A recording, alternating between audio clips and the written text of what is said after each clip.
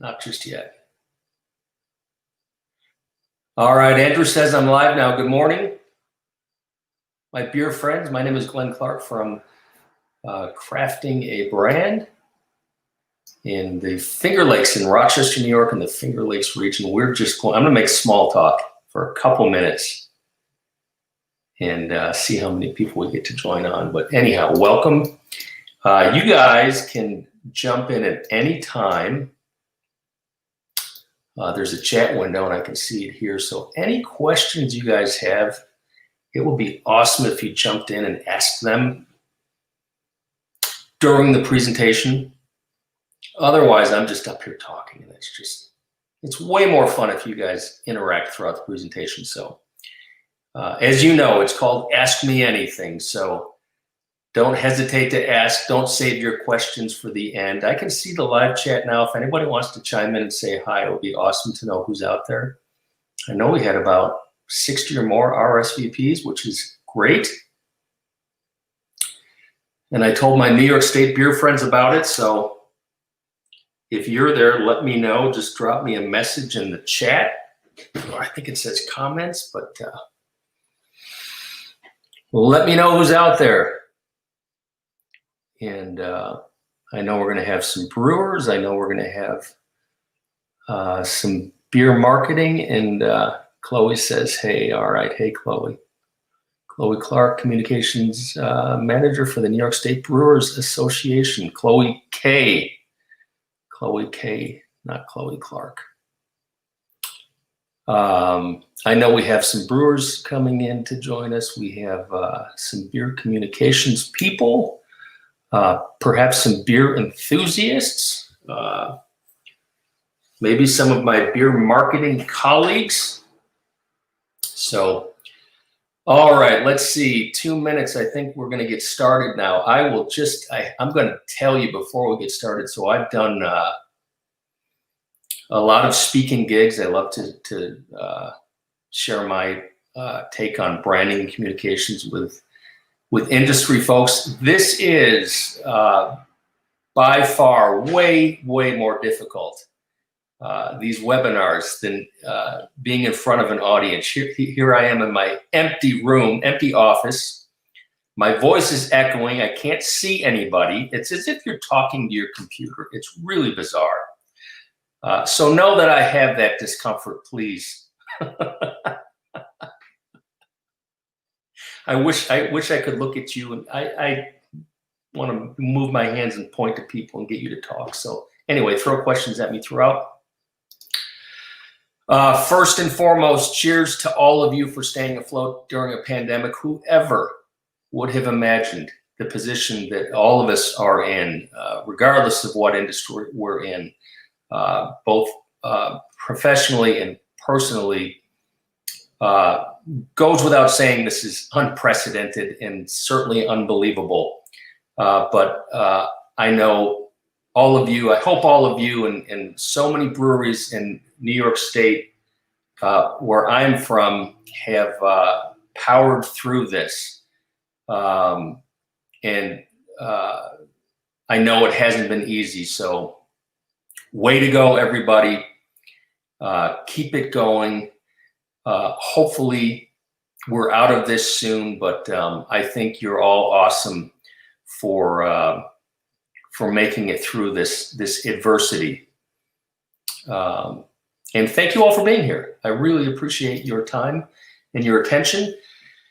If I were to sum up two things, I want you to remember two things or two takeaways from this presentation. Number one has two parts. First of all, obviously, first and foremost, delivering quality beer is the most important factor in your success. As you know, without awesome beer, you won't be in business long. However, your long-term success relies entirely on your ability to make a lasting impression on your customers. So while you're in the beer business, your beer is only going to get you so far. Your branding, your marketing, your communications That's what's going to get you through. That's how you're going to be here in 5 years, in 10 years. And if you've already been around for 10 years, that's how you're going to get to the next level, is to learn how to tell your story, learn how to engage and connect with your customers. Number two, I believe that brewers that are deliberate about building a brand that consumers love will be around longer and will achieve a greater degree of success. And the word deliberate, I'm very specific about that. Brewers that make a plan and make it part of their operation to work on their brand and to build a brand that consumers fall in love with. Those are the breweries. And you know, some of you are already there. You can look around, you can see those that people love. You want to be a brewery that people love. Your beer is number one, but your branding is number two. I'm going to tell you a story. I'll give you an example. And I call this telling the wrong story, because I think every business, every brewery has a story, a great story, but not everybody tells that story. They tell the wrong story. I'll give you an example. I live in a small town in upstate New York called Honeoye Falls. Very old-fashioned, old-school, charming town with a park and a gazebo and a main street and antique stores. It's just very charming, like the Andy Griffith Show, if I could drop that reference. When I started my business in 2003, I worked in the village, and I would walk to work one day, and I saw some activity going on behind the storefront. And I walked in, introduced myself. He said, "Oh my gosh, I'm so glad you're a designer, you're a branding person." He said, "I just had a logo designed. Would you tell me what you think about my logo?" So he went out back and he got his logo. So this was going to be a coffee shop. He said, "I'm opening up the Main Street Coffee Shop." Kind of a horrible name. We'll get to that in a minute. "I'm opening the Main Street Coffee Shop. Here's my logo. Tell me what you think." And I could just tell that what he was about to show me, he was in love with. Was his logo. This was his brand for the Main Street Coffee Shop. And as you can imagine, I had some issues with it, and you might have some of the same issues. Really, there's a lot going on there. There's a lot not to like about this, isn't there? So I didn't want to insult him. I really wanted to help him. I said, "Tell me really how you got here. Where did the Main Street Coffee Shop come from, and why do you want to do this?" He said, "Well," he said, "it's really much more than a coffee shop." He said, "My wife is an expert in organic farming, farm-to-table food. She sits on the Governor's Council for Organic Farming. She has a book that you can buy at Barnes and Nobles on sustainable farming. We're going to serve the most incredible coffee drinks and sandwiches. Everything is gourmet. Everything is local." He said, "As a matter of fact, we have a small working farm outside of town, and we have cows. We have 2 cows." He said, "As a matter of fact, we're going to serve the dairy product from our 2 cows at the Main Street Coffee Shop." And I thought to myself, my goodness, this place sounds incredible. But is he telling the right story? It sounds like there's a lot happening here that I'm not getting in so many ways when I look at this brand. So they weren't the Main Street Coffee Shop, and I helped him tell the right story. They were 2 cows, coffee and farm market.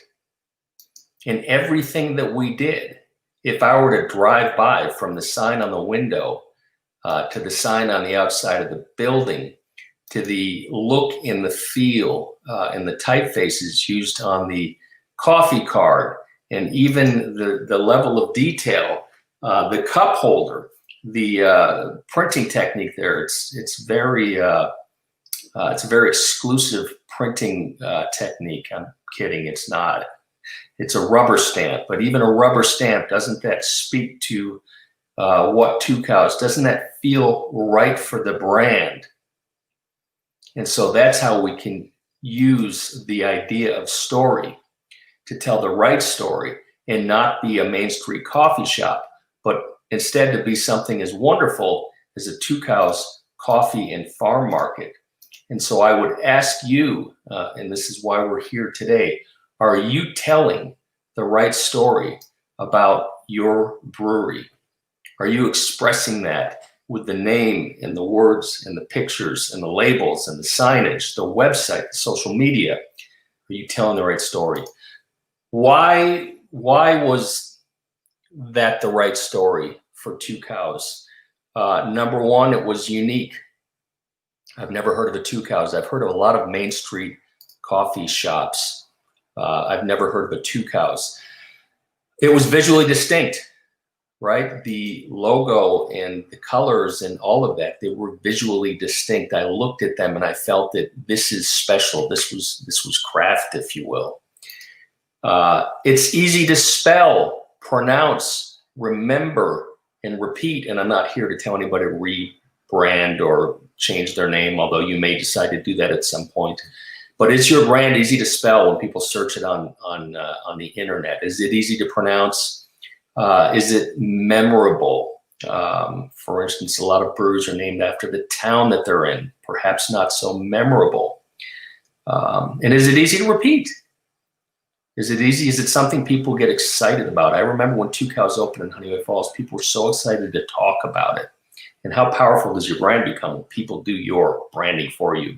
They talk about it because they love you. And the story reflects Two Cows was the right story. Main Street Coffee Shop was not, because their story reflected a greater purpose. So let's talk about big beer for a second, right? We talk about purpose. What purpose does Bud Light have to do with medieval knights? And how big is this campaign, right? You've seen it everywhere. But what does that have to do with beer? Well, obviously it doesn't have anything to do with beer. That works through advertising and millions and millions and millions of dollars of advertising budgets and TV and, you know, every which way you could imagine to get in front of people. But it has nothing to do with branding. And the good news for you, my dear friends, craft brewers can build incredibly successful businesses by thinking about branding and not advertising. And I know I don't have to tell you that. Very few of you advertise. But I wonder if you've thought about how powerful your brand can be when you are deliberate about it. So ask yourself, is your story unique? Is your brand visually distinct in both name and look and feel? How you present it to people? Is it easy to pronounce, remember, and repeat? And does it reflect some larger purpose that you have? A brief story about me. This is myself and my family. We live in New York State, upstate New York, where there are over 400. There's over 450 brewers in New York State. Probably over 350 are in upstate New York. This was at our favorite brewery, CB's Craft Brewing. CB's Craft Brewers. It is sadly no longer with us, and this is my daughter Chloe. Just a shout out to Chloe. I think she's here right now. Chloe's the communications manager for the New York State Brewers Association, and check out their website. Those guys are doing an incredible job, and have been ever since back in March, when everything went. Their events went away and everything went online. And they're doing a fantastic job representing New York State breweries. I help breweries earn new customers by building brands that attract people and keep them coming back. I provide two specific types of services. One is brand strategy and planning. The other is I'm a designer. I grew up a designer by trade. And I absolutely love to do it. So design and creative services, labels and such. If you enjoyed this content, please subscribe to my newsletter, which you can find at 3thingseverythursday.com. That's 3 cool things every Thursday, as the title says. What is a brand? So let's talk about what a brand is. A brand is not a logo, but logos can be very important to brands. Coffee, right? These are sort of all the same thing, and I know that we can all probably taste the difference between them. But when I think about Starbucks, I think about walking into one of their cafes, and I think about the furniture. I think about the music and the smell and the lighting. And I think about the baristas and the color, the green. Very specific things come to mind when I think of Starbucks. When I think of the Starbucks brand, when I walk into a Dunkin' Donuts, I expect it to be really bright and well lit, with those friendly primary colors. I'm thinking about, especially about food. I might get a sandwich or something like that. And I'm thinking about Dunkin' Donuts. Starbucks is kind of a meeting place, maybe not quite as many, maybe it's not quite so kid friendly, but I'm going to go and have a business meeting, and it's going to be very appropriate for that. Dunkin' Donuts is maybe just more fast on the run, in and out. Maxwell House, oh my gosh, when I was a kid growing up in the 19th Ward in Rochester, every Saturday night we stayed overnight at my grandparents' house. And Sunday morning, I to this day, I can still smell, I could smell she would make, my grandmother was German, she would make Kuchen. Maybe that resonates with some of you. And I could smell that Kuchen baking in the oven, and the coffee, and I would run downstairs, and my grandparents would be there reading the newspaper, and there was that big can of Maxwell House coffee on the container. How powerful is that brand that I associate Maxwell House with? My grandparents' house in Rochester, New York, over 40 years ago. All of those brands, they bring something specific to mind, and it works the same way in beer. I think of Keystone Light one way. Corona brings entirely different images to mind. In Hill Farmstead Brewery in Vermont, my gosh, couldn't be more different than the other two. That is the power of a brand. So here's a quote from Amazon CEO Jeff Bezos, which I think is incredibly effective at helping me understand what a brand is. Your brand is what other people say about you when you're not in the room. So your brand isn't necessarily what you say it is. You can control how you put your brand out to the world. Ultimately, your brand is what other people say about you when you're not in the room. What do you want people to say about your brand when you're not there? When they take your beer home and they're grilling outside, what do you want them to say? What do you want them to say? I want you to think about, take yourself out of this equation. When you think about branding, take yourself out of it. I always want you to think about your audience. Put yourself in their shoes. What are they saying about you? People remember how a brand makes them feel, right? What feelings do these brands give to you, right? What feelings does Heady Topper, PBR, and Guinness give to you? They take you to a different place, don't they? You feel differently about all of them. So how do you want people to feel about your brand? Branding is a very emotional thing. How do you want them to feel about your brand? What would you say to your friends about these brands, right? And what do you want people to say about yours, right? So you would say something entirely different about Pliny the Elder, Ballast Point, and Miller High Life. But they've all done an incredible job building their own brands, because we can all tell a story that is probably somewhat consistent across the board.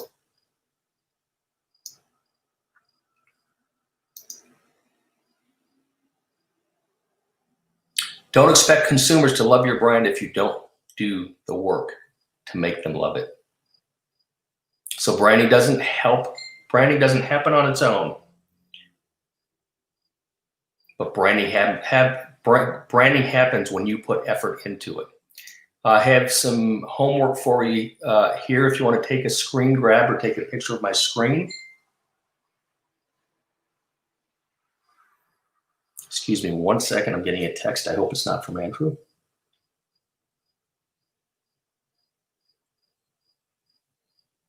Okay. Take-home exercise. This one's called the feels. I want you to write down 3 things that you want people to say about your brand. I want you to write down 3 things you want people to feel about your brand. I want you to poll your customers and learn how close or far you are from those goals. And then I want you to put actions in place to change course or improve. So I have a few take-home exercises for you.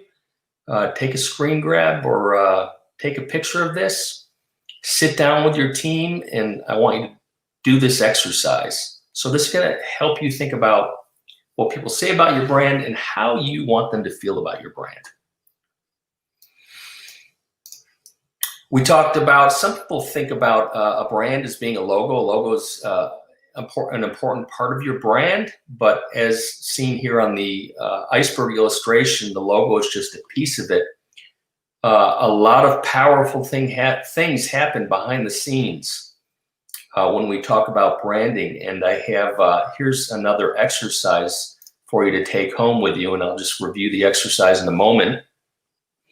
I want you to build your own brand touchpoint wheel. A brand touchpoint is all of the ways that you reach out and touch or communicate with your consumers.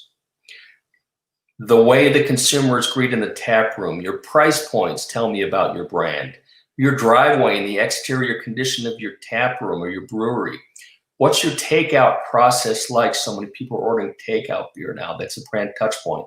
Your website, your social media, your labels tell me a lot about your brand. Your name and your logo tell me a lot about what to expect when I visit you. The type of music being played, so important, especially if you're a music person. My wife and I went to a brewery recently, and really it was an awesome experience.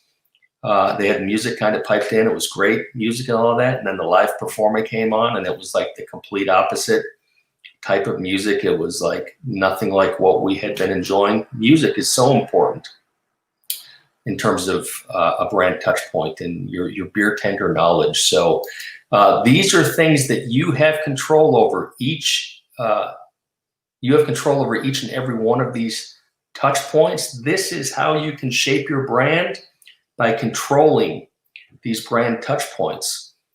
Take home exercise number 2. Again, please take a picture of the screen. I want you to create your own brand touch point wheel. I'll put an empty one on the screen in just a moment here. I want you to fill in the touch points that are relevant to your brewery. And then I want you to determine specific ways to optimize and improve each touch point. I want you to write them down. If you don't write these things down, then it's just a talking exercise. And then I want you to revisit your brand touch point wheel in 60 days and measure where you improve. So there's a blank brand touch point wheel. Again, a great exercise for you and your team to get you thinking about how consumers interact with you. For instance, here's a short list. I'll bet there's so many more of different brand touch points. Festivals, your festival kit, takeovers, video, advertising, PR, sales kits for your distributors, beverage trails, speaking engagements if your owner, your brewer gets on a podcast, partnerships with your neighbors, brand ambassadors, email marketing, paid Facebook ad campaigns, on and on and on. And I'm sure you'll all think of more. These are all the different ways that you can touch somebody with your brand, and you need to be deliberate about managing that. 5 things, I'm thinking pandemic here, 5 things a brewer needs in order to survive in 2020. And I know a lot of you are already doing these. But I kind of above all of that, it's my opinion, the beer industry has never been more local than it is right now. And as you guys know, it wasn't that long ago that you got into the brewery business to get your beer onto the market in supermarkets and distributors and all that. And even before the pandemic, that all turned around and beer became very small. Beer became about, experiencing your tap room and drinking it right out of the wall. And then COVID happened, and my gosh, it's never been more local than it is right now. So I always start with the first thing that you guys need, as you know, first and foremost is beer, but that's only going to get you so far. In the age of coronavirus, a turnkey packaging and takeout strategy. As you know, takeout is through the roof, and I know some states are working on legislation to make to-go beer something that is permanent. So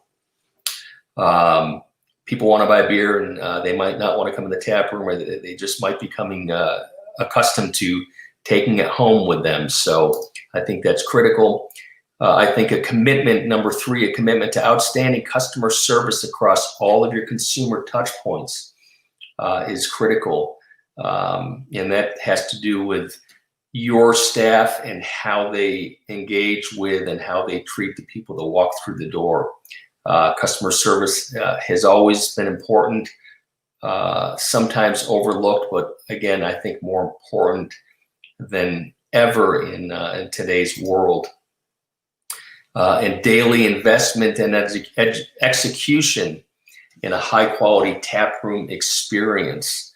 And I italicize daily because we all get so darn busy, and we do whatever we do with our tap room, and then we say that's done, and then we move on. And a year later, your tap room experience hasn't changed or evolved. And I would encourage you to think about, on a daily basis, how can I make that consumer experience even better? And then most importantly, and it's why we're here today, and I will give you some strategies here as we wrap up in a few minutes here, a deliberate strategy to create and maintain a brand that people will love. It will not happen on its own. Again, a local example here, there are over 450 breweries in New York State. A beer drinker where I live in Metro Rochester can choose from over 50 breweries.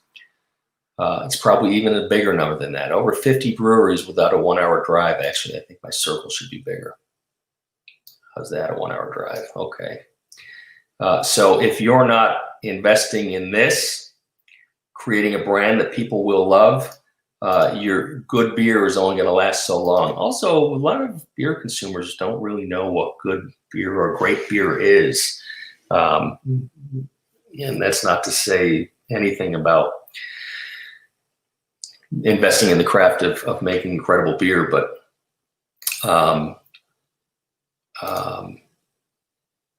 field of dreams in today's world, I do believe if you build a brewery, they will come, but they won't keep coming back year after year if you don't invest in your brand. So think about that, like Red Hot Brewery that opened up in the next town over, and there was a line out the door for the first 6 months or a year, but are they putting the procedures in place? Are they building a brand so that when they're no longer the new brewery, people still care about them, right? Being a new brewery with great beer is awesome, and it draws a lot of people, but you can't be new forever. So when you're no longer new, you need to rely on your brand to get people to come back. Take home exercise, your one unique thing. This goes back to this map right here. Draw a circle on a map and write down all of the breweries within an hour. Then I want you to write down the one most important thing that they're known for. In branding, I call that a differentiating characteristic. And then I want you to write down your differentiating characteristics and determine what your one unique thing is. Right? So all of your neighbors, if you can identify what their one most unique thing is, then you too have one unique thing. If you can't identify what your one unique thing is, well, then awesome that you're here in this webinar, because you need to figure that out. You need to figure out what your one unique thing is. Which business are you in, right? You own a brewery, you're in the beer business. I would suggest that, again, beer is number one. 1A, you're in the business of building close relationships. You're in the business of making memories, right? We go to breweries. So many people go to breweries for the experience, their friendship, smiles, laughter, love. Right? It gets very emotional, doesn't it? That's what you're in the business of.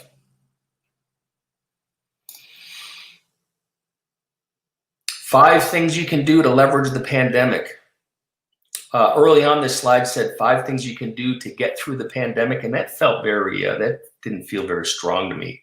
Kind of felt as if the pandemic were in control. I want you to control the pandemic and take advantage of what this world is offering you right now to grow your business, to make your business better.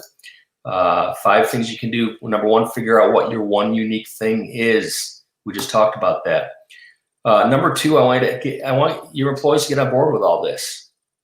I want everybody in your team to start thinking about branding. Ask your employees to help you create a great brand, and then get out of the way. Let them do the work. Let them have a stake in this. Don't tell them what to do. Don't show them, here's the brand I created. Ask them, what's wrong with our brand? How can we make it better? Let them do the work. Number 3, be even more local. Connect, communicate, and show even more love than you are right now to your community, because beer has never been more local. Your money is going to be made inside of an hour of your brewery. So continue to double and triple down on your efforts to get out there and talk to your neighbors. I want you to invest time, money, and at least one person to make your website and social channels awesome. And then don't ever stop. This is not a pandemic thing. We had already moved to online communications and digital channels prior to the pandemic. Post-pandemic, I think people are going to be even more less likely to get in their car and drive somewhere. Or at least to research and understand what's happening in the local brewery scene. So use your digital channels, get a handle on them, and figure out how to optimize them and how to make them work harder for you. Number 5, don't go it alone. It's a lonely place, just like my office right now. There's nobody in here. It feels weird, but you're all out there. Thank you again for being here. Join your state beer guild. Join your chamber of commerce. Find out who your regional tourism organizations are in New York State. We have TPAs, tourism promotion agencies, and those are government entities, so to speak, that help bring people into the region, and they want to know that you're out there and they want to help you promote your business. So don't go it alone. All right, so I hope you take a picture of that screen. I hope you find those 5 things helpful. Wrapping up here, why does branding matter? Your brand establishes your true north. Imagine if Main Street Coffee Shop had never figured out that there were 2 cows. They certainly would never have, I don't believe they would have been as successful. Your brand establishes the reason that your brewery exists, your higher purpose, right? Remember that feeling when you first started your brewery? Right, and then you get into the grind, and it's so hard. It's so hard to run a business. There's so much competition out there, and then the pandemic hit, right, and you're just struggling to stay alive. You think about your brand, and it's going to help you take you back to your roots and why you started this in your first place. You need to always remember what your higher purpose was and why you started this, and not let go. Don't let these very difficult times take you down. A great brand inspires employees, your customers, and the community. In other words, the people that make your business work. A great brand inspires them. Imagine if all of your if your building didn't have a sign, if your cans didn't have a label on them, if your Facebook page just had Helvetica type with no logo, right? That would be a beer without a brand.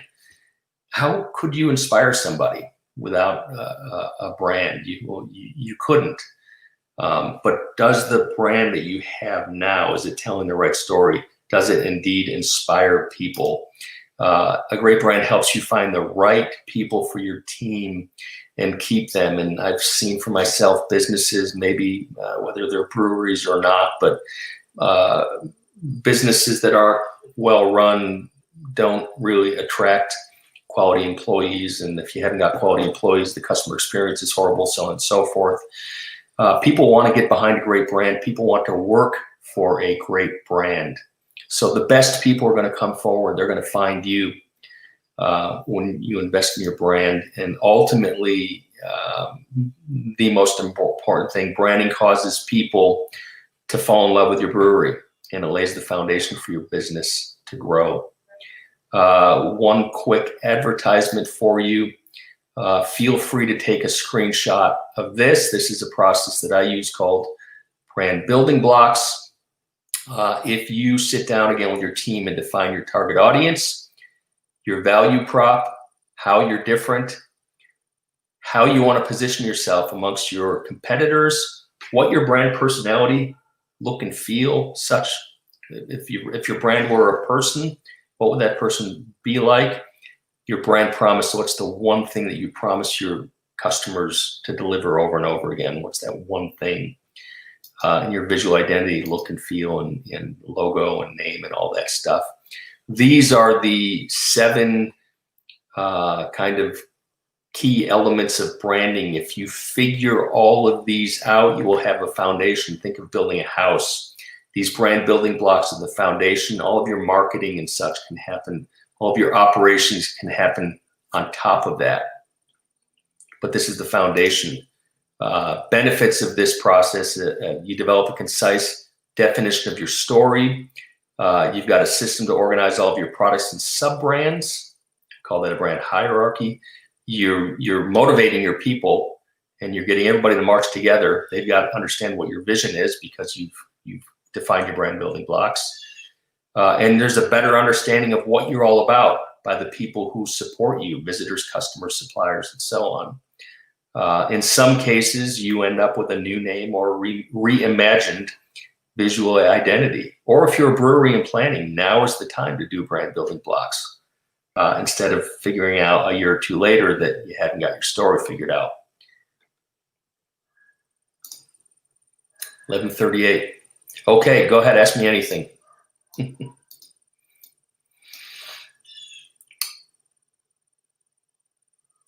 All right. Okay, here I am, folks. Craig Bowers, post-COVID, what do you think the future of direct-to-consumer in craft beer? Direct-to-consumer beer is awesome.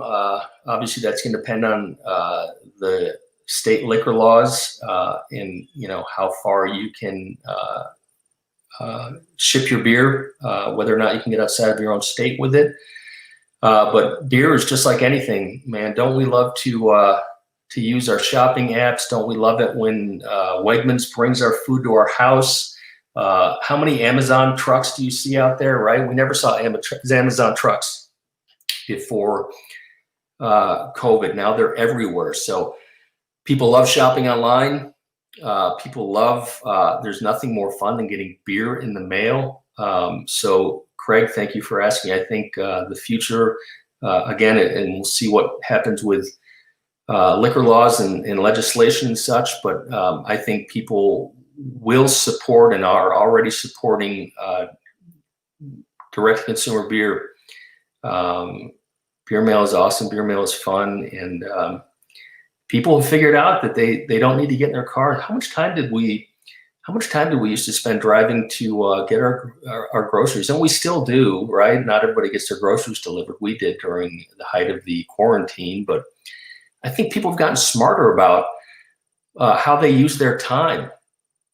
And online commerce is like, man, it's beyond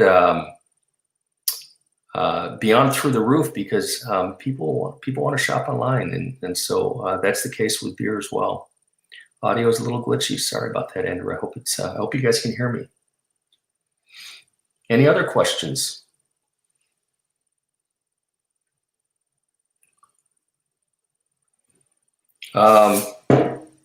Awesome book here. Donald Miller, Marketing Made Simple. If you guys ever subscribe to this guy's content, his newsletter, he sends out a newsletter every day with like a video, like a 60-second video in it. All of you breweries, like it or not, you are in the marketing business. So that's a really great, very short book that'll help you develop a marketing plan for your beer.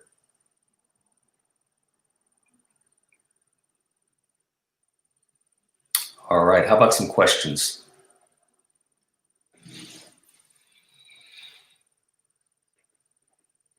My New York State friends, anybody out there? How about some questions about branding?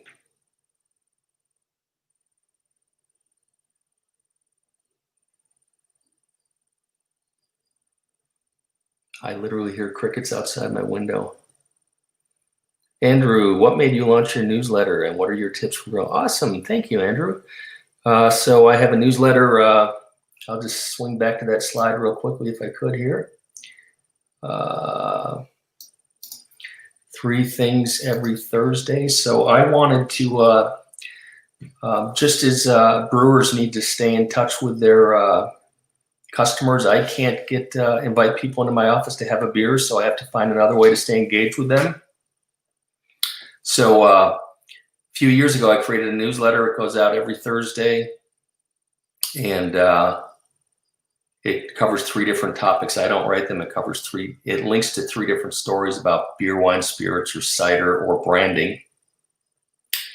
And it allows me to stay in touch with my customers, prospects, top of mind. I never wanted to be that person that called up and asked somebody if they had work for me or if I could help them. I would much rather give them value each and every Thursday at the same exact time, so that they remember me and I make an impression on them and I give them something that they value every single week. And then if I can help them, they will come to me. So it was my way of adding value, helping people out, and ultimately I need to get hired just as you need to sell beer. So it helps me earn new clients and it helps me earn their trust. Tips for growing a mailing list. First and foremost, you got to put good content out there. So you need to figure out how to write and how to make a good newsletter. Short, make it highly visual, and make it content that people care about, and send it out on a very regular basis. Figure out a schedule for it. Mine goes out once a week. Yours might go out once a week. It might go out once a month, but whatever it is, pick a date and a time and send that newsletter out so that people expect it. And again, they earn trust from you when you are consistent about communicating with them. So if you've got good content and people trust you, they'll tell your friends about you. Also put a subscribe now button at the bottom, or share this newsletter link so they can share it with your friends. And ultimately it's not easy to grow a mailing list. Typically they grow very slowly, but you can control that list. You own that list. You don't own your Facebook marketing. Facebook owns that. A list can be very powerful. It's yours and you can decide what to do with it. So make sure that you've got their permission to be on your list. And then just speak to them with content that they care about, and write it and design it in such a way so that it's simple and engaging. Also, for all your breweries, figure out how you can collect email addresses when somebody is at your brewery, whether it be by hand with a pen and a pad of paper, a tear-off pad or something like that, or electronically with a digital device, an iPad or something like that. But you've got all those people coming into your brewery so that they already care about you. So take advantage of that and see if you can get permission to have their email list or email address while they're there. Thank you, Andrew, for asking the question. Anybody else?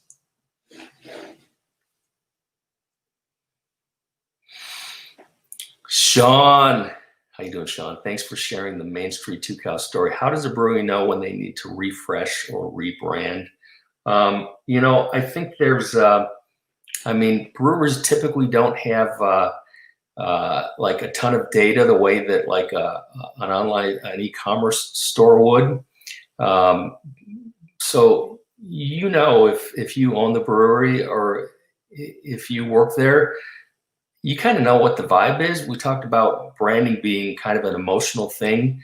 I think you need to understand if your brand is if maybe your sales are declining, if people aren't having a great time when they come to their brewery, if people have just a quick tasting and they leave, if you have a tough time gaining traction on your social media pages, you kind of got to measure whatever data you can, and then just the feel, the vibe inside your tap room, or even if you're distributing, what are you hearing from the retailers? You're going to know if you need to rebrand. That means your business isn't doing well, or if you need to refresh your brand, that means your business is kind of puttering along. I rebranded my business. Crafting a Brand was not Crafting a Brand for the first 16 years of its existence. I had, some of I had a name. It was perfectly fine, but at the same time, it didn't work. It wasn't easy to spell. It wasn't easy to repeat. People didn't know what it meant.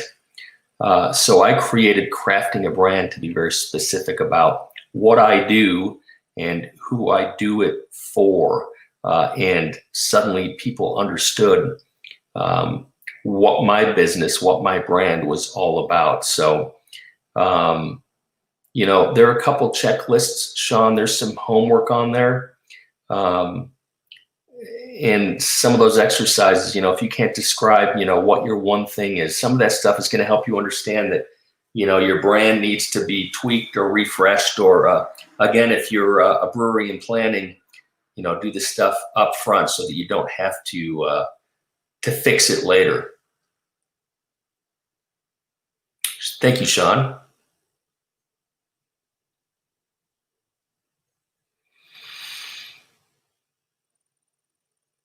Any other questions? Ask me anything.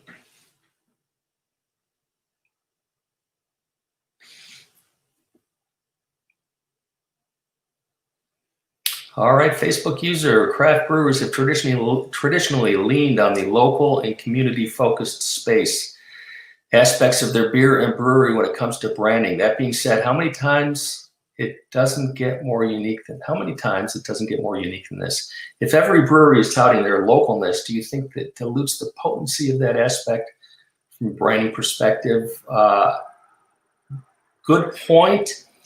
I don't think you are marketing that you're local. I think you're focusing on the experience. The point that I made, and I think what you're getting at, is that your audience is local, so everybody's marketing to the same people.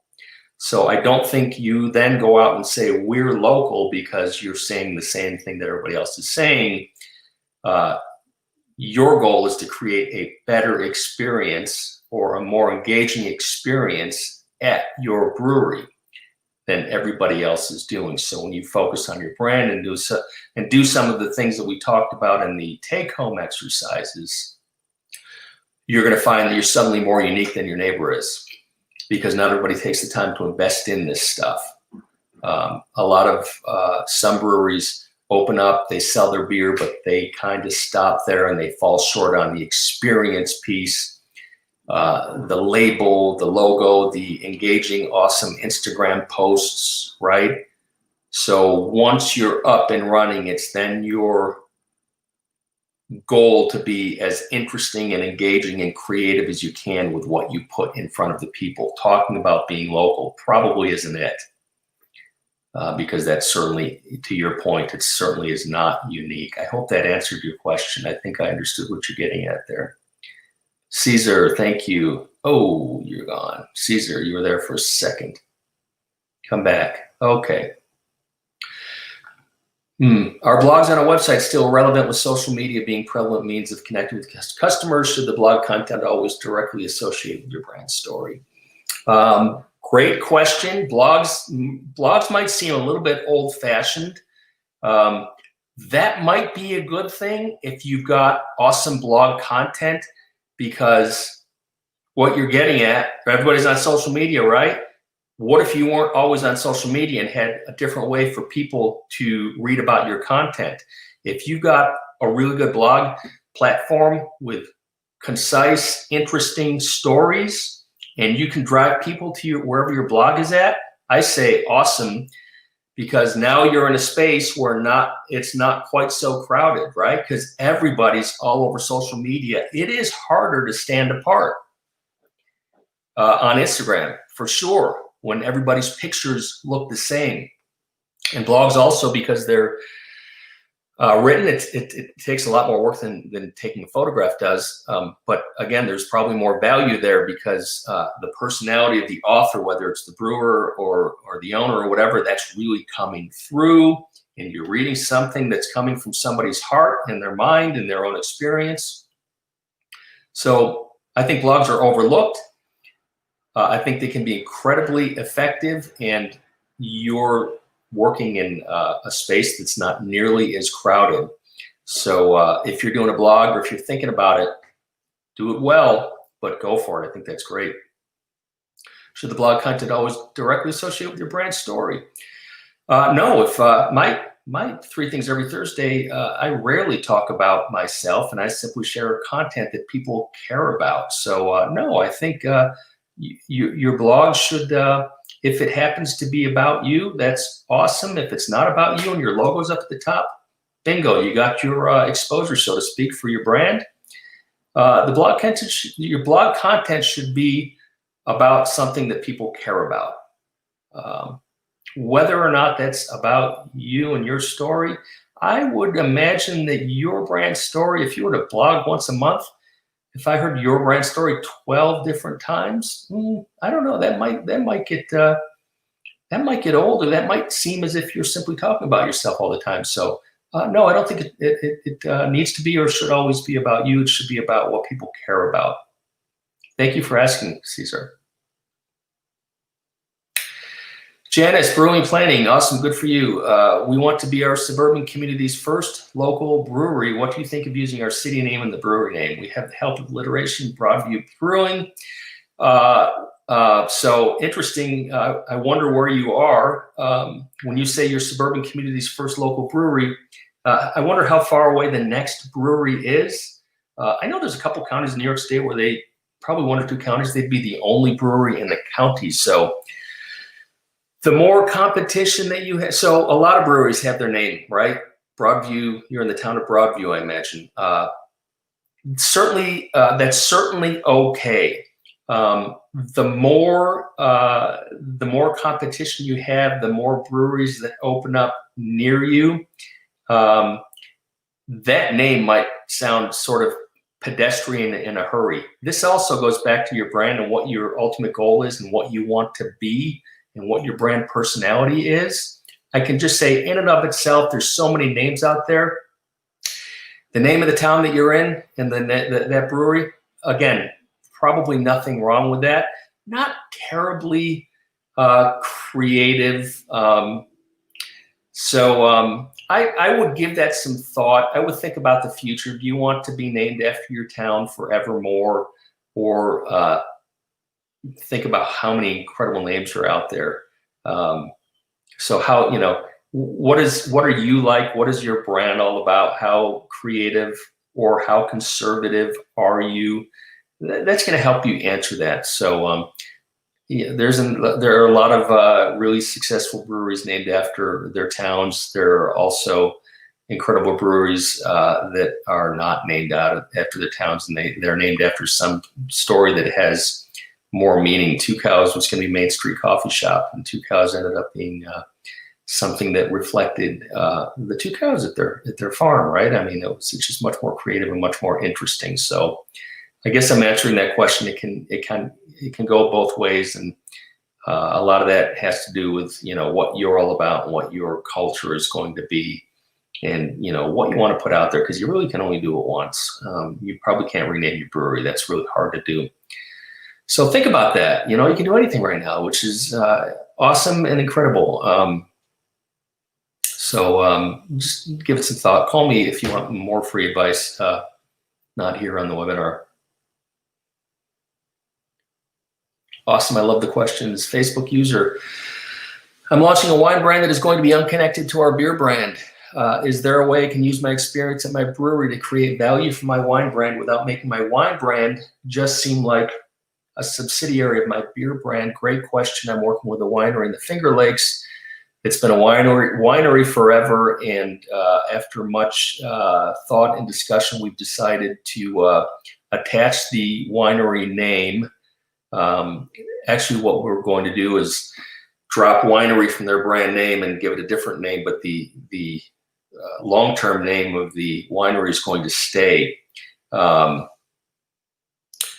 Let me just go. I'm sorry. I'm launching a wine brand that's going to be unconnected to our beer brand. I would ask you, do you know that it needs to be unconnected to your beer brand, or should it be connected to your beer brand? The more brands that you create, the more work and money you're going to spend to manage each brand independently. Also, if your beer brand has equity, if people know it, then you're automatically going to have an entire community that knows what it is, that says, oh, look, they have a wine as well. So yes, there is a way to use your experience at your brewery to create value for a wine brand. I think it's going to be easier for you, and you're going to have advantages to not dropping that beer name. That being said, I'm not giving you that advice exclusively, but I wonder how you got to that conclusion that they should be separate. I wonder if they should be together, or a brand and a sub-brand. So I guess I'm really not going to answer your question directly, because I don't know what the answer is. I do know that I think you should consider not disconnecting them. Again, reach out to me offline if you want to talk about that some more. Thank you for asking.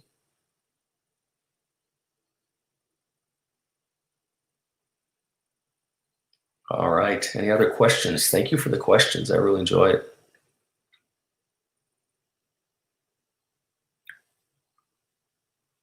Okay. We have one more minute if anybody wants to squeeze another question in.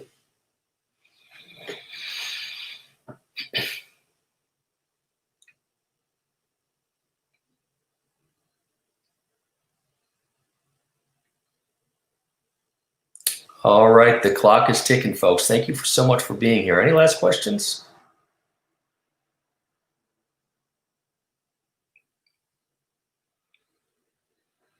All right, I'll turn it over to Andrew, I think. I think we're almost there.